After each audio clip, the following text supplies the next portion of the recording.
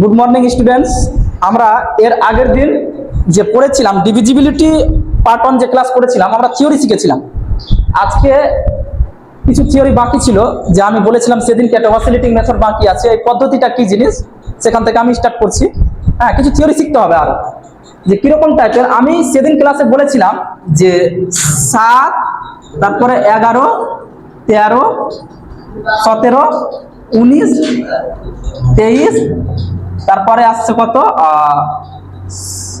27 হবে আর 29। এগুলো দ্বারা বিভাজ্যের নিয়ম আমি শিখাইনি সেদিন। হ্যাঁ, কারণ এগুলো অসিলেটিং মেথডে পড়ছে, তো এখানে শিখতে হবে। অসিলেটিং মেথড অ্যাকচুয়ালি এমন একটা মেথড যার মাধ্যমে এই যে এইসব বড় বড় যে সংখ্যাগুলো আছে, কি বলবো, এগুলো যে মৌলিক সংখ্যাগুলো আছে, কোনো সংখ্যা এগুলো দ্বারা বিভাজ্য কিনা এটা বোঝা যায় এর মাধ্যমে। কোনো বড় সংখ্যা এগুলো দ্বারা বিভাজ্য হবে কিনা সেটা কিভাবে বুঝবো, সেটা হচ্ছে অসিলেটিং মেথড। এটা শিখতে হবে, না শিখলেও কোনো ব্যাপার না, কোনো শিখাটা ভালো।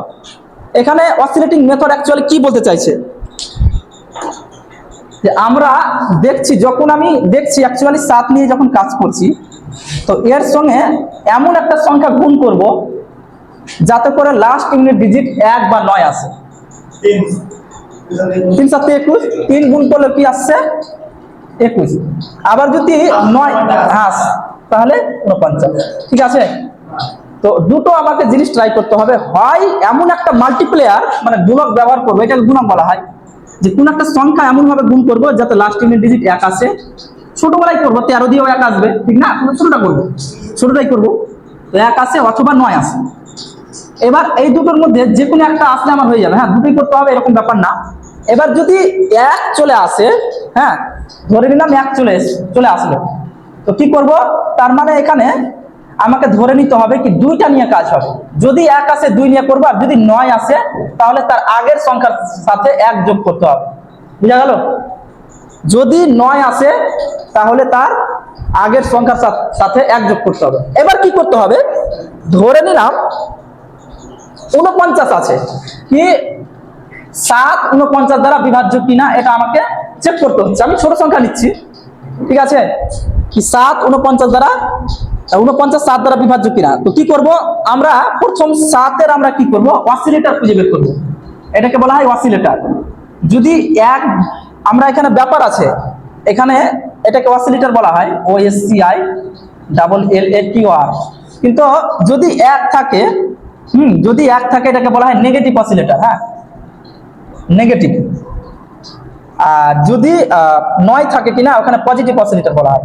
এটা অসিলেটর বলা হয় OSCI। সহজ জিনিস আছে, মনে হচ্ছে কঠিন লাগছে দেখে। হ্যাঁ, এটাকে কি বলা হয়, পজিটিভ অসিলেটর। এবার কথা হচ্ছে কিরকম টাইপের, যে আমি এখানে অসিলেটর খুঁজে বের করতে হবে। এখানে 2 খুঁজে পেয়ে গেছি। কিভাবে 2 খুঁজে পেলাম, যদি 1 থাকে তার সামনের সংখ্যাটাই নিব বাস, আর যদি 9 থাকে তার সামনের সংখ্যার সাথে 1 যোগ করবো, তাহলে এটা নেগেটিভ অসিলেটর খুঁজে পেয়ে যাবো, পজিটিভ। আর এটা কি নেগেটিভ। 9 এর ক্ষেত্রে পজিটিভ পাবো, আর এটার ক্ষেত্রে নেগেটিভ পাবো। এবার কি করবো, যেটা সংখ্যা দ্বারা বিভাজ্য আমাকে যাচাই করতে বলবে, কি করবো, ওই সংখ্যাটা লাস্ট ইউনিট ডিজিটের সাথে গুণ করে বিয়োগ করে দিব, যদি আমরা নেগেটিভ অসিলেটর নিয়ে কাজ করি। যেমন এখানে 2 পেয়েছি, তো আমি এখানে কি করব, এর লাস্ট ইউনিট ডিজিট কত আছে, হ্যাঁ 9। তাহলে 4 থেকে 9 গুণ 18 বাদ, তাহলে কত হচ্ছে, কত রে, মাইনাস। আচ্ছা, -14 7 দ্বারা বিভাজ্য, তাহলে এই সংখ্যাটা 7 দ্বারা বিভাজ্য বাস। এবার কথা হচ্ছে 7 এর কিপ কত, 343। আমি ওটা নিয়ে আলোচনা করছি। হ্যাঁ, বড় নিচ্ছি, 343 নিলাম। তো এক্ষেত্রে কি করব, যে আমি কি করলাম, কি লাস্ট ইউনিট ডিজিটের সাথে 2 গুণ করে বিয়োগ করতে হবে, মানে কি 34 তো থাকবেই।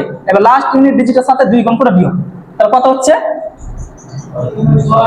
28। আচ্ছা, 28 7 দ্বারা বিভাজ্য, তাহলে পুরো সংখ্যাটা 7 দ্বারা বিভাজ্য। ব্যাপারটা বুঝতে পারলি? এটা হচ্ছে কি নেগেটিভ অসিলেটর দিয়ে কাজ চলছে। আমি অঙ্ক পড়াবো তখন আরো ক্লিয়ার হবে। হ্যাঁ, এবার যদি পজিটিভ অসিলেটর খুঁজে বের পেয়ে যায়, এর ক্ষেত্রে পজিটিভ কিভাবে অ্যাপ্লাই করব, ধরে নিলাম 343 আছে, এটা 7 দ্বারা বিভাজ্য কিনা। আমি পজিটিভ অসিলেটর কি খুঁজে পেয়েছি, 5। তো পজিটিভের ক্ষেত্রে কি হয়, কি যেটা থাকবে সামনের দুটো সংখ্যা থাকলো, এবার লাস্ট ইউনিট ডিজিটের সঙ্গে ওটা গুণ করে দিতে হয়। ওখানেও গুণ হবে, এখানেও গুণ হবে, কিন্তু এখানে প্লাস হয়ে যাবে। কি লাস্ট ইউনিট ডিজিট কত আছে রে এখানে, 3 গুণিত 5, তাহলে 34 আর 15 কত হলো 49, 49 7 দ্বারা বিভাজ্য, তাহলে পুরো সংখ্যা 7 দ্বারা বিভাজ্য। এটা হচ্ছে কি, এটাই হচ্ছে কি অসিলেটিং মেথড। বুঝা গেল? হ্যাঁ।